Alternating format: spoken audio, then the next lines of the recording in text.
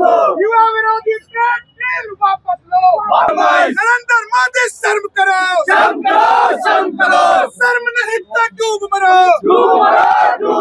नरेंद्र मोदी हाय हाय jail का फाटक टूटेगा, जेल का फाटक टूटेगा। इस देश में लगातार जो तानाशाह का जो सिस्टम बनाया जा रहा है, प्रोटेस्ट करने पे हमारे साथियों को रिमांड पे लिया गया। आप याद कीजिए जब 2010 में जब कॉमनवेल्थ गेम्स इस देश में आयोजित हो रहे थे तो भाजपा के जो नेता हैं उन्होंने भी संवैधानिक तरीका अपनाते हुए प्रोटेस्ट किया था, पर उन पर राष्ट्रद्रोह का मुकदमा नहीं लगाया गया था। पर इस केस में जब हमारे साथी जो AI समिट में जिस हिसाब से देश की बदनामी हुई, जहां इस देश में सोनम वांगचुक जैसे साइंटिस्ट को जेल में डाला जा रहा है और तड़ीपार जैसे लोगों को देश की कमान दे दी गई है चलाने के लिए, और इस देश का युवा, इस देश का भगत सिंह ने कहा था कि जब बहरों को सुनाने के लिए धमाका करना पड़ता है तो हमारे संगठन के जो साथी हैं उन्होंने संवैधानिक तरीके के तहत प्रोटेस्ट किया और उनको गिरफ्तार करके उन्हें रिमांड पे डाला जा रहा है।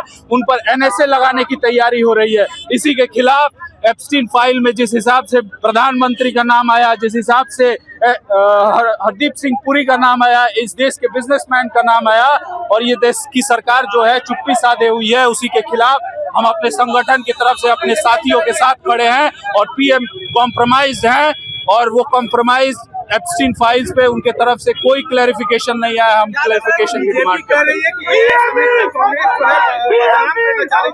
AI समिट जब गलगोटिया के तरफ से चीन का जो रोबोटिक कुत्ता है उसे प्रदर्शित किया गया कि वो इंडिया में उसका आविष्कार हुआ है, तब देश की बदनामी नहीं हुई।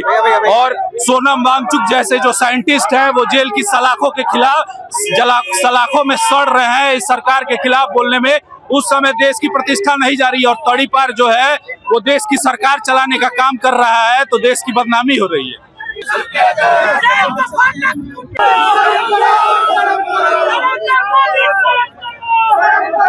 आज का जो ये प्रदर्शन है, आप पूरा देशवासी जान रहा है कि हमारे देश के जो प्रधानमंत्री हैं वो पूरी तरह से कंप्रोमाइज हैं, और वो देश के जो प्रधानमंत्री हैं वो ट्रम्प के सामने कंप्रोमाइज हैं। आज देश का ट्रेडमिल का फैसला यहाँ के हमारे दूसरे देश के प्रधानमंत्री और राष्ट्रपति करते हैं। देश में सीज फायर का जो घोषणा होता है वो ट्रम्प के द्वारा किया जाता है, और भाजपा वाले 3% टैरिफ में भी नरेंद्र मोदी का वाहवाही करते हैं और 18% टैरिफ में भी देश का वाहवाही करते हैं। आप देख सकते हैं कि आज जो हमारे देश के और बिहार के दो जाबाज साथी हमारे साथी श्री कृष्ण हरि जी और कुंदन यादव जी के साथ दो अन्य साथी AI समिट में जब इनका विरोध कर रहे थे तो उन्हें गिरफ्तार कर लिया गया, और आज चौथा दिन है, यहाँ तक कि FIR की कॉपी भी नहीं दी जा रही है।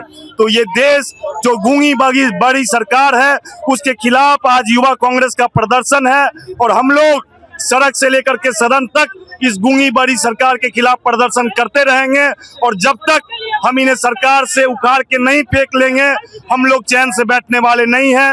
हम लोग गांधी के वंशज हैं। जिस ढंग से राष्ट्रपिता महात्मा गांधी जी एक लाठी से इस अंग्रेजों को 100 समुंदर दूर भगाया था, हम लोग नरेंद्र मोदी को इस भारत देश से दूर भगाने का काम करेंगे। आज हम लोग युवा कांग्रेस के साथियों के साथ नरेंद्र मोदी जी का पुतला दान कर करके विरोध प्रदर्शन कर रहे हैं। कांग्रेस वाले कहाँ प्रदर्शन करेंगे? जब हमारे नेता लोकसभा में बोलना चाहते हैं तो उन्हें बोलने नहीं दिया जाता है। जब हम सड़क पे संघर्ष करते हैं तो मुझे संघर्ष करने नहीं दिया जाता है। AI समिट में जाकर के जब हम लोग विरोध करते हैं तो वहाँ रोका जाता है। तो ये देश लोकतांत्रिक देश है।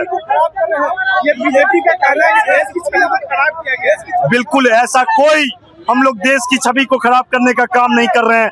देश की छवि वो खराब करते हैं जो गलगोटिया यूनिवर्सिटी का आप लोग सभी जानते हैं कि जिस ढंग से चाइना के सामान को भारतीय सामान बुला करके, और यहाँ के जो मंत्री हैं अश्वनी जी वो जब ट्वीट करते हैं, रिट्वीट करते हैं, तो देश की छवि उससे खराब होती है।